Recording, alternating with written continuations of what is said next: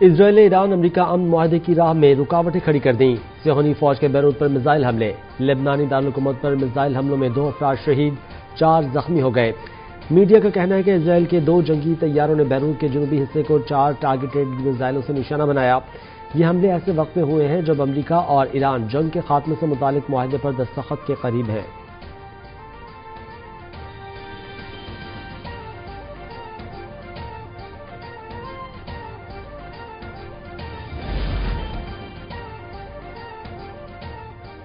Beirut پر صہیونی حکومت کی دراندازی اور حملے نے ایک بار پھر ثابت کر دیا کہ امریکہ اپنی ذمہ داریوں اور وعدوں کو پورا کرنے کا ارادہ نہیں رکھتا، یا پھر اس کے پاس ایسا کرنے کی صلاحیت موجود نہیں۔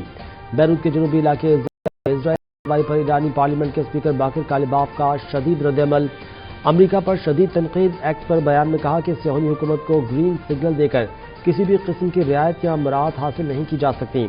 اچھے اور برے پولیس والے کا پرانا کھیل اب اپنی افادیت کھو چکا۔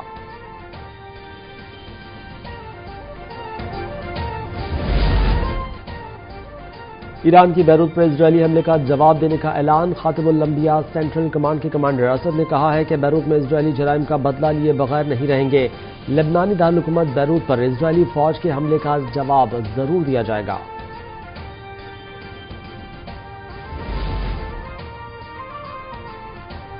امریکہ امن معاہدے پر آج دستخط ہوں گے یا نہیں؟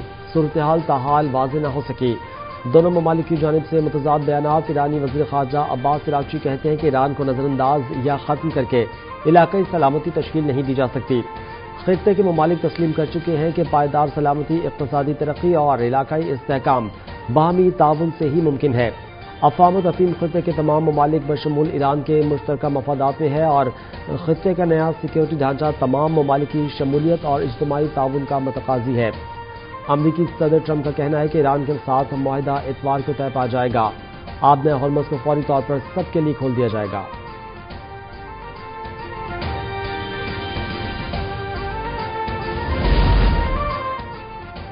پوری دنیا معترف ہے کہ پاکستان نے امن کے لیے کردار ادا کیا۔ آج سبز پاسپورٹ کی دنیا بھر میں عزت ہے۔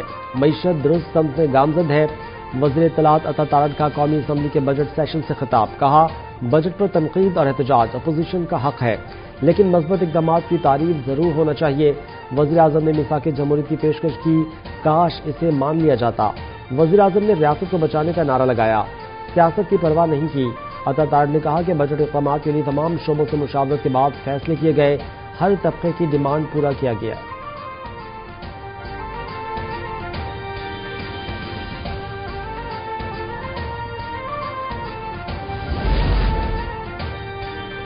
اپوزیشن رہنما اسد کیسر نے کہا ہے کہ معیشت کو سیاسی انتقام سے بالاتر ہو کر چلایا جانا چاہیے۔ قومی اسمبلی میں بجٹ بحث کے دوران کہا کہ تحریک انصاف میثاق جمہوریت کے لیے تیار ہے، بشرط یہ کہ ایسا الیکشن کمیشن اور نظام موجود ہو جس پر پوری قوم اعتماد کر سکے۔ پارلیمنٹ اور عدلیہ کو مکمل طور پر آزاد بنایا جائے۔ وزیر منصوبہ بندی حسن اقبال نے مداخلت کرتے ہوئے کہا کہ بجٹ بحث پر ہونا چاہیے۔ انہوں نے پی ٹی آئی دور پر تنقید کرتے ہوئے کہا کہ اس وقت اپوزیشن ارکان کے پروٹیکشن آرڈرز جاری نہیں ہوئے تھے، متعدد فیصلے پارلیمانی روایت کے مطابق نہیں کیے جاتے تھے۔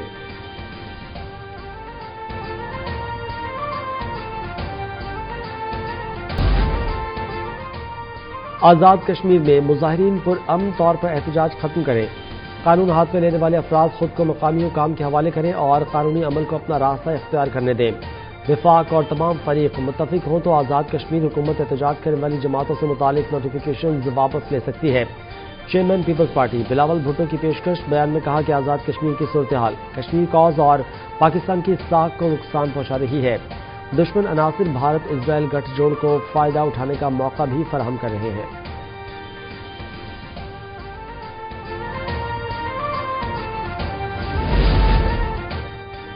جمعیت علماء اسلام کے امیر مولانا فضل الرحمان سے حریت پسند رہنما مشال ملک کی اسلام آباد میں ملاقات۔ آزاد کشمیر کی موجودہ صورتحال پر تبادلہ خیال۔ دونوں رہنماؤں کا آزاد کشمیر کی صورتحال پر اظہار تشویر، مسئلے کے پرامن اور سیاسی حل پر زور۔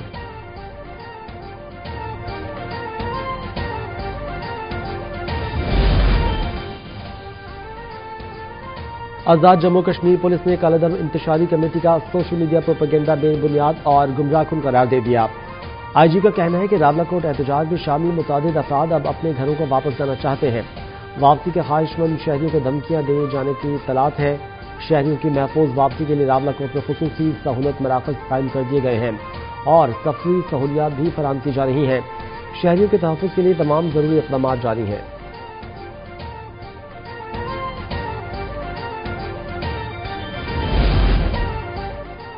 بنو کے علاقے ڈومیل میں دیرینہ دشمنی پر مخالفین کی فائرنگ سے ایک ہی خاندان کے 4 افراد قتل، واقعے کا مقدمہ درج کر لیا گیا۔ ملزمان کی گرفتاری کے لیے پولیس کے چھاپے۔ سوابی میں گھریلو تنازع پر فائرنگ سے ایک شخص جاں بھاگ، 3 خواتین سمیت 4 افراد زخمی ہو گئے۔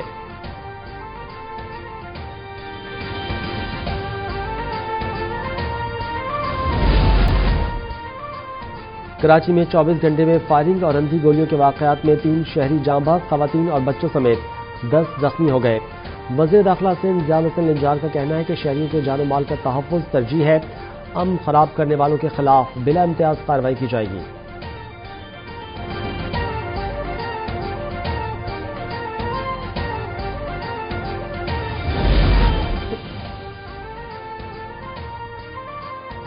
قتل ہونے والے پیپلز پارٹی کے رہنما غلام حسین کلہوڑو کی نماز جنازہ ادا، مقامی قبرستان میں تدفین۔ غلام حسین کلہوڑو اور ان کے ڈرائیور کے قاتلوں کی نشاندہی ہو گئی۔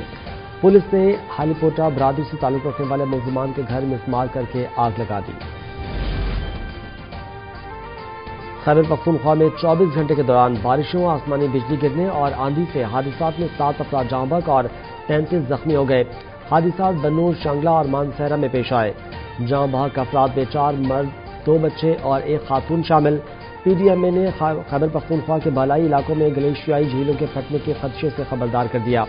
چترال، دھیر، سوات کوہستان اور مانسہرہ کے ڈپٹی کمشنرز کو ہدایات جاری۔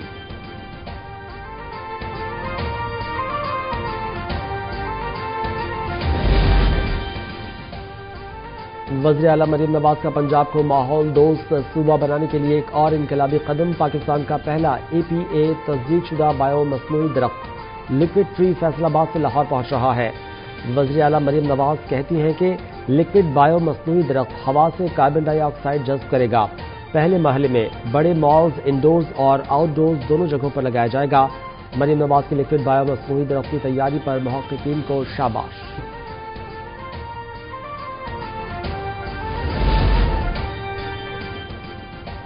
وزیر اعلیٰ سندھ مراد علی شاہ کا سکھر بیراج کا دورہ، 44 دروازوں کی بحالی کے کام کا جائزہ لیا۔ اپنے خطاب میں کہا کہ سکھر بیراج کی زندگی مزید 30 سال بڑھ گئی ہے۔ دریا میں پانی کی کمی پر 3 روز قبل وزیر اعظم کو سندھ کے تحفظات پر خط لکھ دیا تھا۔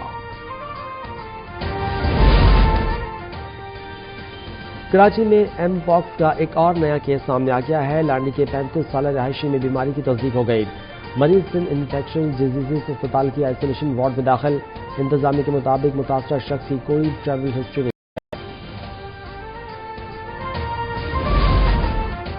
پاکستان سمیت دنیا بھر میں آج عطیہ خون کا دن منایا جا رہا ہے۔ وزیر اعلیٰ سندھ مراد علی شاہ نے یوم عطیہ خون کے موقع پر پیغام میں کہا، خون کا عطیہ ایک عظیم انسانی خدمت ہے جو کئی قیمتی جانیں بچا سکتا ہے۔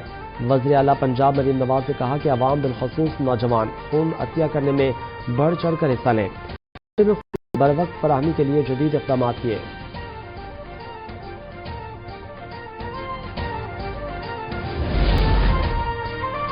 فیفا ورلڈ کپ میں سوئٹزرلینڈ اور قطر کے درمیان میچ سنسنی خیز مقابلے کے بعد 1-1 گول سے برابر رہا۔ قطر کی جانب سے ابو علیم خوفی نے انجری ٹائم میں گول کر کے میچ برابر کیا۔ سوئٹزرلینڈ کی جانب سے ہیریل ڈونلڈ ایمولو نے 70ویں منٹ پر گول سکور کیا۔ فٹ بال ورلڈ کپ کا جوش بلوچستان پہنچ گیا۔ گڈانی کے نوجوانوں کی ساحل پر فیفا ورلڈ کپ ٹرافی اور آفیشل لوگوں کی بنائی گئی شاندار ریتیلی تصاویر توجہ کا مرکز بن گئی۔ فنکار سمیر شوکت اور ان کی ٹیم کی ریت پر بنائی فٹ بال ورلڈ کپ کی شاندار تصویریں سوشل میڈیا پر وائرل ہو گئیں۔ نوجوان فنکار کا کہنا ہے کہ تصاویر کے ذریعے بلوچستان کے عوام کی فیفا ورلڈ کپ سے محبت کو دنیا کے سامنے لائے ہیں۔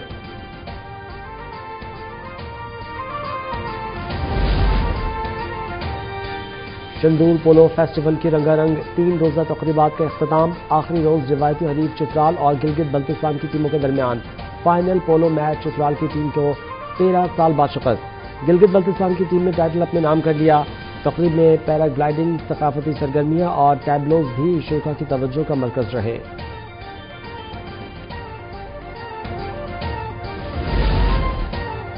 اور ملک کے بیشتر علاقوں میں شدید گرمی کی لہر، سوات کے خوبصورت سیاحتی مقام مالم جبہ میں خوشگوار موسم، سیر و تفریح کے لیے سیاحوں نے بڑی تعداد میں رخ کر لیا۔